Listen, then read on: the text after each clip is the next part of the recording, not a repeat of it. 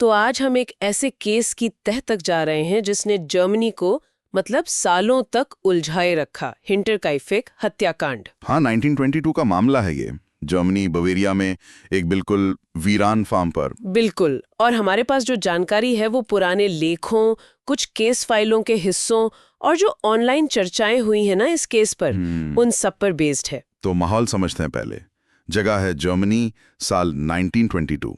Bavaria का एक farm state जो काफी अलग थलग था। हाँ, हिंटरकाइफेक, एकदम सुनसान। सोचो, पहला विश्व युद्ध अभी खत्म ही हुआ है, वाइमर रिपब्लिक का दौर चल रहा है जर्मनी में। काफी उथल-पुथल का समय था वो। सही बात है। वो दौर अनिश्चितता का था। आर्थिक परेशानियां, समाज में बदलाव, और ये फार्म हिंटरकाइफेक, मतलब काइफेक के पीछे जो पास का एक छोटा गांव था, ये भी कोई नया नहीं था। 1863 के आसपास बना था। और उसका वो अकेलापन शायद वही खतरनाक साबित हुआ। हाँ, शायद उस एकांतपन ने ही आगे जो भयानक हुआ उसकी जमीन तैयार की होगी। अच्छा, तो इस फार्म पे रहता कौन था? ग्रूबर परिवार। मुखिया थे 63 साल के एंड्रियास ग्रूबर। उनके साथ उनकी 72 साल की पत्नी सिजिलिया ग्रूबर और उनकी 35 साल की बेटी विक्टोरिया गैब्रियल, वो विधवा थीं। और विक्टोरिया के 2 बच्चे भी थे, एक 7 साल की बेटी सिजिलिया और एक 2 साल का छोटा बेटा जोसेफ। और हाँ, एक नई नौकरानी भी थी, मारिया बॉमगार्टनर, 44 इयर्स ओल्ड। वो तो बेचारी हादसे वाले दिन ही काम पर आई थी। सोचो, पहले ही दिन। खैर, परिवार की बात करें तो ये एंड्रियास ग्रूबर जो थे, उनका किरदार बड़ा अजीब बताया जाता है। हाँ, काफी पेचीदा। जो हमारे सोर्सेज हैं जैसे ट्रू क्राइम डेटाबेस TCD, उसके मुताबिक एंड्रियास का बर्ताव परिवार और पड़ोसियों के साथ काफी सख्त था, यहाँ तक कि क्रूर भी। क्रूर मतलब गुस्सा आने पर हाथ उठा देना, औजारों का इस्तेमाल करना जैसे दराती, पिचफोर्क, ऐसी बातें सामने आई हैं। अरे बाप रे, और वो बच्चों वाली बात? हाँ, वो भी सुनने में आया है कि बच्चों को सजा देने के लिए कड़कड़ाती ठंड में ठंडे तहखाने में बंद कर देता था। हद है। और ये भी कहा जाता है कि उसकी एक बेटी सोफी की मौत शायद इसी बुरे बर्ताव की वजह से हुई थी। मतलब एक डर का माहौल बना रखा था उसने। बिल्कुल। और विक्टोरिया जो बेटी थी, उसकी कहानी भी कम उलझी हुई नहीं है। उसके पति कार्ल गैब्रियल, हाँ, वो WWI में मारे गए थे 1914 में, यही कहा जाता है, पर लाश कभी मिली नहीं। ये बात ध्यान रखने वाली है। ओह, और एक और गहरा राज, विक्टोरिया और उसके पिता एंड्रियास, उनके बीच अनाचार यानी इंसेस्ट का मामला था। हाँ, 1907 से 1910 के बीच का मामला था ये। दोनों को दोषी पाया गया था और जेल भी हुई थी। बाप रे। और फिर विक्टोरिया का जो छोटा बेटा था जोसेफ, उसके पिता को लेकर भी सवाल थे। बिल्कुल, अफवाहें थी कि जोसेफ का पिता एंड्रियास ही है, मतलब इंसेस्ट की वजह से। लेकिन एक पड़ोसी भी था, लोरेंस श्लिटनबावर, उसने भी पितृत्व का दावा किया था। हाँ, लोरेंज श्लिटनबावर ने दावा किया था और वो बच्चे को गोद लेने को भी तैयार था। TCD और विकिपीडिया के हिसाब से 1919 में एंड्रियास पर फिर से इंसेस्ट का आरोप लगा था। अच्छा, कब? जब विक्टोरिया ने श्लिटनबावर को इस बारे में बताया था, लेकिन फिर श्लिटनबावर ने शिकायत वापस ले ली और एंड्रियास फिर बच गया। तो मतलब परिवार में तनाव, राज, इनकी कोई कमी नहीं थी? बिल्कुल नहीं। और शायद यही तनाव और राज उन अजीब घटनाओं की जड़ थे जो हत्याओं से ठीक पहले उस फार्म पर होने लगी। हाँ, यहाँ से मामला एकदम रहस्यमयी हो जाता है। हत्याओं से लगभग 6 महीने पहले की बात है। जो उनकी पिछली नौकरानी थी क्रेजेंस रीगर, हाँ, वो अचानक काम छोड़कर चली गई थी। क्यों? उसका कहना था कि उसे अटारी से, मतलब एटिक से, अजीब आवाजें आती हैं। उसे लगता था घर में भूत है। भूत या कोई और? ये बड़ा सवाल है। क्या सच में कोई अटारी में छिपकर रह रहा था, या ये सिर्फ उस नौकरानी का वहम था? पता नहीं। फिर मार्च 1922 में एंड्रियास ग्रूबर को फार्म पर म्यूनिक का एक अखबार मिला। अजीब बात यह थी कि उसने वो मंगाया नहीं था। ये भी अजीब है। किसने रखा होगा? वही तो। फिर घर की चाबियों का एक गुच्छा गायब हो गया। चाबियां भी गायब? ये तो गड़बड़ है। और सबसे डरावनी बात, हत्याओं से कुछ ही दिन पहले एंड्रियास में ताजी बर्फ पर पैरों के निशान देखे। कहाँ? जंगल से फार्म के मशीन रूम तक। मशीन रूम का ताला भी टूटा हुआ था। निशान सिर्फ आने के थे, वापस जाने के नहीं। मतलब कोई आया और फिर गायब हो गया या वहीं छिप गया? एग्जैक्टली। जैसे कोई अंदर आया और वहीं रह गया। एंड्रियास ने रात में अटारी में कदमों की आहट सुनने की बात भी कही। उसने चेक किया? हाँ, ऊपर जाकर देखा पर कोई नहीं मिला। उसने ये सब बातें पड़ोसियों को बताई भी, लेकिन पुलिस को नहीं बुलाया। ये बात खटकती है। पुलिस को क्यों नहीं बुलाया? क्या वो किसी को जानता था, या कुछ ऐसा छुपा रहा था जो वो पुलिस के सामने नहीं लाना चाहता था? डर था किसी बात का? पता नहीं। और एक और अजीब घटना हुई थी। विक्टोरिया की बेटी जो 7 साल की सिजिलिया थी, उसकी स्कूल फ्रेंड ने बताया कि हत्याओं से ठीक एक रात पहले 30 मार्च को क्या हुआ था? विक्टोरिया का अपने माँ बाप से बहुत जोरदार झगड़ा हुआ था। वो गुस्से में फार्म से भाग गई थी। घंटों बाद उसे जंगल में पाया गया है। ओह, इतना बड़ा झगड़ा कि वो भाग गई। ये सब क्या संकेत थे आने वाले तूफान के? लगता तो है ये सारी घटनाएं मिलकर एक बहुत ही बेचैन करने वाली तस्वीर बनाती हैं। क्या कोई खतरा धीरे धीरे घर में घुस रहा था जिसे एंड्रिया समझ नहीं पा रहा था या नजरअंदाज कर रहा था? हाँ, उसका पुलिस को ना बुलाना वाकई अजीब है। और फिर आई वो रात, 31 मार्च 1922, शुक्रवार का दिन था। जिस दिन वो नई नौकरानी आई थी, मारिया बॉमगार्टनर। हाँ, दोपहर में वो फार्म पर पहुंची। उसकी बहन उसे छोड़ने आई थी और थोड़ी देर में चली गई। शायद वो ग्रूबर परिवार को जिंदा देखने वाली आखिरी बाहरी इंसान थी। और उसी शाम या रात को वो भयानक घटना हुई। माना जाता है कि कातिल ने पहले एंड्रियास, फिर उसकी पत्नी सिजिलिया, फिर बेटी विक्टोरिया और पोती 7 साल की सिजिलिया को एक एक करके। हाँ, एक एक करके किसी बहाने से अस्तबल के रास्ते खलियान यानी बार्न में बुलाया। और वहीं खलियान में उन चारों को परिवार के ही मैटॉक से, मतलब वो भारी कुदाल जैसा औजार होता है ना, उससे सिर पर वार करके मार डाला। कितना भयानक। और फिर इसके बाद कातिल घर के अंदर गए और वहां उसी मैटॉक से 2 साल के जोसेफ को, जो अपनी टोकरी में सो रहा था, और नई नौकरानी मारिया बॉमगार्टनर को उसके कमरे में बिस्तर पर मार दिया गया। 6 लोग एक ही रात में, एक ही तरीके से। क्रूरता की हद है ये तो। और जिस तरह पीड़ितों को एक एक करके बुलाया गया, वो भी बाण में, ये इशारा करता है कि कातिल को फार्म की, परिवार की, दिनचर्या की पूरी जानकारी थी। बिल्कुल। और हथियार भी घर का ही था।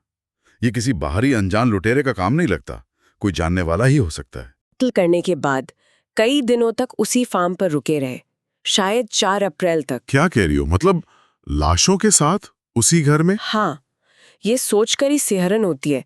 किसी ने जानवरों को चारा खिलाया था। रुको, क्या जानवरों को चारा खिलाया? हाँ, रसोई में खाना खाया गया था, पेंट्री से मांस काटा गया था, पड़ोसियों ने चिमनी से धुआं उठते देखा। अरे बाप रे। यहाँ तक कि घर के बिस्तर भी इस्तेमाल किए हुए थे, और कैलेंडर का 1 अप्रैल का पन्ना भी फाड़ा गया था। ये क्या था? मतलब कोई इतना बेखौफ कैसे हो सकता है? या ये पूरी तरह से मानसिक संतुलन खोने वाली बात है, या फिर ये कोई ठंडी सोची समझी चाल थी खोज में देरी करने की? पता नहीं। लाशों के साथ उसी घर में रहना, ये समझना बहुत मुश्किल है। और इस दौरान कुछ लोगों ने फार्म के आसपास अजीब चीजें देखी भी थी, है ना? हाँ, 1 अप्रैल को 2 कॉफी बेचने वाले आए थे, हैंस और एडवर्ड शिरोव्स्की। उन्हें कोई जवाब नहीं मिला, बस मशीन हाउस का गेट खुला दिखा। उसी सुबह एकदम तड़के करीब 3 बजे एक किसान था, साइमन रीसलैंडर। उसने फार्म के पास जंगल के किनारे 2 रहस्यमयी लोगों को देखा। जैसे ही उन्होंने किसान को देखा, वो मुड़कर चले गए। 2 लोग? तो क्या कातिल एक से ज्यादा थे? ये भी एक सवाल है। और फिर एक और घटना, अपराध के बाद वाली रात, शायद 1 या 2 अप्रैल की रात, एक कारीगर था, माइकल प्लॉकल। हाँ, उसका जिक्र भी आता है। वो रात में पास से गुजरा तो उसने देखा कि फार्म का ओवन जल रहा था और किसी ने चमकदार लालटेन से उसकी आंखों में तेज रोशनी डाली। मतलब उसे डराने के लिए। शायद उसने जले हुए चीथड़ों जैसी गंध भी महसूस की। लेकिन हैरानी की बात है कि इन सब बातों पर तब ज्यादा ध्यान नहीं दिया गया। ये सब मिलकर ऐसा माहौल बनाते हैं जैसे कातिल को कोई डर ही नहीं था, या उसे पूरा यकीन था कि वो पकड़ा नहीं जाएगा। आखिरकार 4 अप्रैल को ये राज खुला। कैसे? 7 साल की सिजिलिया स्कूल नहीं आई थी, परिवार संडे चर्च भी नहीं गया था, तो लोगों को चिंता होने लगी। हाँ, ये तो स्वाभाविक है। सुबह एक मैकेनिक आया था, एल्बर्ट हॉफना, इंजन ठीक करने। घंटों इंतजार किया, कोई नहीं मिला। बस जानवरों और खलियान में बंद कुत्ते की आवाजें आ रही थी। वो अपना काम करके चला गया। मतलब मैकेनिक भी अंदर नहीं गया? नहीं। फिर दोपहर में करीब 3:30 बजे वो पड़ोसी लॉरेंस श्लिटनबावा उसने पहले अपने 2 बेटों को भेजा जांच के लिए।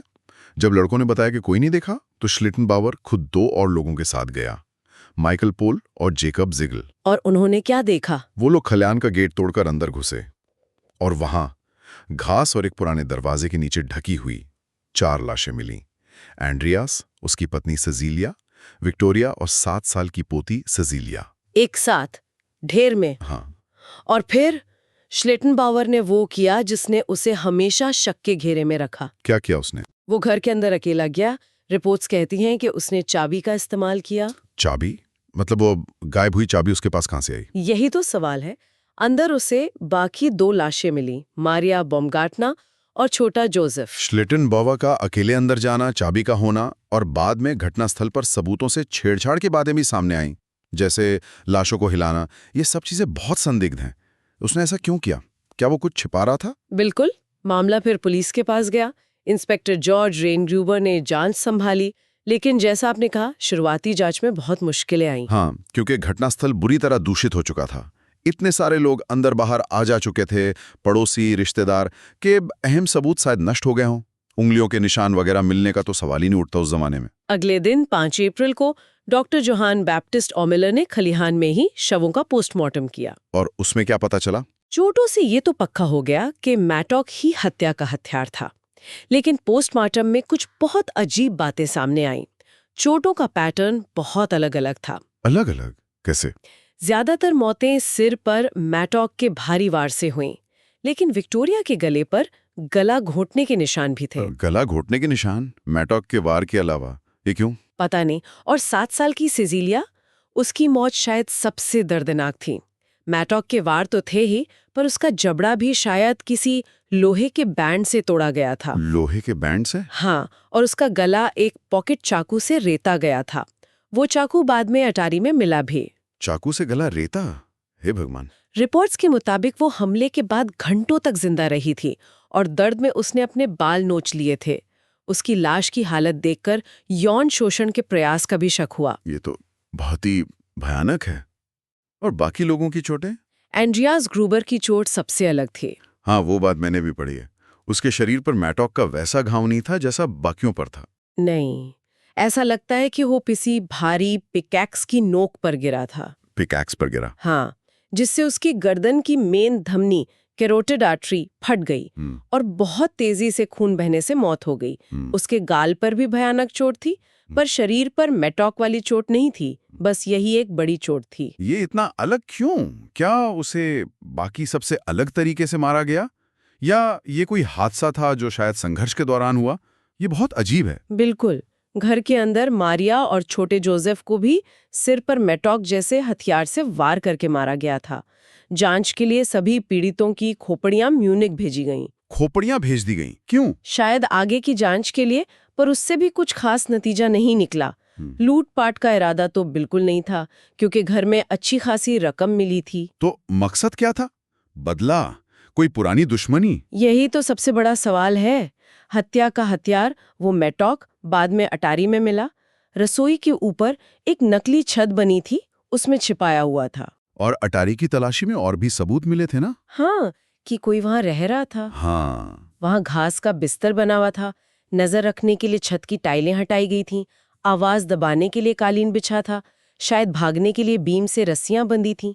मानव मल और खाने के अवशेष भी मिले। तो ये थियरी मजबूत होती है कि कातिल हत्याओं से पहले ही फार्म में छिपा हुआ था, शायद अटारी में। एक सवाल ये भी था कि क्या खलियान से चीखें घर में सुनी जा सकती थी? हाँ, ये जरूरी सवाल है। जांचकर्ताओं ने बाद में प्रयोग करके देखा और पाया कि शायद नहीं, घर की दीवारें मोटी थीं। तो इसका मतलब है कि घर के अंदर जो मारिया और छोटा जोसेफ थे, उन्हें शायद पता ही नहीं चला कि बाहर खलियान में क्या हो रहा है, जब तक कातिल अंदर नहीं आ गया। शायद। इतने सारे सवाल, अजीब सबूत, दूषित घटनास्थल, पुलिस के लिए ये केस सुलझाना नामुमकिन सा हो गया। और यही वजह है कि ये केस आज तक अनसुलझा है, जर्मनी के सबसे बड़े रहस्यों में से एक। चलो अब कुछ मुख्य संदिग्धों और थ्योरीज पर बात करते हैं। ये याद रखना जरूरी है कि किसी के खिलाफ पुख्ता सबूत कभी नहीं मिले। हाँ, सब अंदाजे और शक ही हैं। सबसे पहला शक तो विक्टोरिया के पति कार्ल गैब्रियल पर गया, जिसे युद्ध में मृत मान लिया गया था। थ्योरी ये थी कि वो मरा ही नहीं था, क्योंकि लाश नहीं मिली थी, वापस आया बदला लेने। हाँ, मकसद शायद बदला हो, अनाचार के लिए या जोसेफ के पितृत्व को लेकर। वर्ल्ड वॉर 2 के बाद वो सोवियत अफसर वाली कहानी ने भी इस थ्योरी को हवा दी थी। हाँ, कि कुछ जर्मन युद्धबंदियों ने कहा कि एक जर्मन बोलने वाले सोवियत अफसर ने उन्हें छोड़ा और दावा किया कि वो हिंटरकाइफेक का कातिल है। कुछ ने उसे गैब्रियल से जोड़ा, पर ये दावे भी पुख्ता नहीं थे। सही कहा। गैब्रियल के साथी सैनिकों ने उसकी मौत की पुष्टि भी की थी। तो ये एक रहस्यमयी संभावना ही रही। अगला बड़ा संदिग्ध लोरेन श्लिटेनबाउअर। हाँ, पड़ोसी, विक्टोरिया का कथित प्रेमी, शायद जोसेफ का पिता भी। उसके काम बहुत संदिग्ध थे। लाशें ढूंढना, अकेले घर में घुसना, वो चाबी का होना, घटनास्थल से छेड़छाड़, सब कुछ शक पैदा करता है। मकसद? शायद विक्टोरिया उससे बच्चे के लिए पैसे मांग रही थी या कोई और झगड़ा। और बाद में उसकी वो अजीब टिप्पणी की थी। जब फार्म गिराया जा रहा था तो उसने किसी टीचर को बताया कि कातिल लाशें दफना नहीं सका क्योंकि जमीन जमी हुई थी। ये उसे कैसे पता था? क्या ये गहरा ज्ञान था या सिर्फ एक चालाक अंदाजा? पता नहीं। रेडिट पर भी लोग अंदाजा लगाते हैं कि हत्या की रात उसका बहाना कि वो घास की रखवाली कर रहा था कमजोर था, या वो बाद में विक्टोरिया से मिलने गया और एंड्रियास से भिड़ंत हो गई जिसमें एंड्रियास मारा गया। हाँ, ये सब दिलचस्प थ्योरीज हैं, पर सिर्फ थ्योरीज। श्लिटेनबाउअर अपनी मौत तक खुद को बेगुनाह बताता रहा और मानहानि के मुकदमे भी जीतता रहा। राज अपने साथ ही ले गया वो। उसके अलावा भी कई नाम सामने आए, जैसे गंप ब्रदर्स। हाँ, उनका संबंध फ्री कॉप्स ओवरलैंड से था, वो अति दक्षिणपंथी ग्रुप। उनकी बहन ने मरते वक्त उन पर आरोप लगाया था, पर सबूत नहीं मिले। फिर कार्ल एस और एंड्रियास एस का नाम एक चिट्ठी में आया। हाँ, कि उनकी मां ने कबूल किया था कि उसके बेटों ने कत्ल किए हैं, और फार्म से मिला एक चाकू शायद उनमें से एक का था, पर यह भी साबित नहीं हुआ। इसी तरह Peter Weber, Bichler brothers, George Siegel, Thaler brothers, कई स्थानीय लोगों पर शक किया। किसी की पुरानी रंजिश थी, कोई फार्म को अच्छे से जानता था, किसी पर नौकरानी क्रिजन रीगर ने शक जताया था, लेकिन किसी के खिलाफ ही मामला मजबूत नहीं बन पाया। सब धुंधले साये जैसे हैं इस केस में। एक बाहरी थ्योरी ली है, मैन फ्रॉम द ट्रेन। हाँ, लेखक बिल जेम्स की थ्योरी कि ये पॉल म्यूलर नाम का कोई जर्मन प्रवासी हो सकता है जो अमेरिका में इसी तरह की कई कुल्हाड़ी हत्याओं का संदिग्ध था। पैटर्न काफी मिलता जुलता था, है ना? अलग थलग फार्म, कुंद हथियार, लाशों को हिलाना, लूटपाट का मकसद न होना। हाँ, समानताएं थीं। जेम्स को लगता है कि म्यूलर शायद जर्मनी लौट आया था, पर यह भी एक दूर की कौड़ी जैसा ही लगता है। और फिर आती है वो सबसे परेशान करने वाली रेडिट थियरी। कौन सी? क्या एंड्रियास ग्रूबर खुद ही हत्यारा था? क्या उसने पहले अपने परिवार को मारा और फिर उसे किसी और ने मार दिया? ओह, ये भी एक एंगल है। हाँ, इसके पक्ष में तर्क दिए जाते हैं। उसका हिंसक और कंट्रोलिंग स्वभाव, विक्टोरिया का भागना शायद उसके लिए बर्दाश्त के बाहर हो गया हो, मैटॉक का इस्तेमाल जिसे वो अच्छे से जानता था, कुत्ता उस पर नहीं भौंकता, और 7 साल की सेजिलिया की मौत की बर्बरता, क्या वो उसके विकृत स्वभाव से मेल खाती है? ये एक भयानक सवाल है। और फिर उसका फार्म पर रुकना, जानवरों की देखभाल करना, कैलेंडर फाड़ना, क्या ये सब उसके अपराध बोध या अजीब मानसिकता की तरफ इशारा करते हैं? लेकिन इसके खिलाफ भी मजबूत तर्क हैं। वो काम का रेजर कहता है कि एक हत्यारा होना ज्यादा सरल व्याख्या है। उसे अपने ही परिवार को खलिहान में बुलाने की क्या जरूरत थी?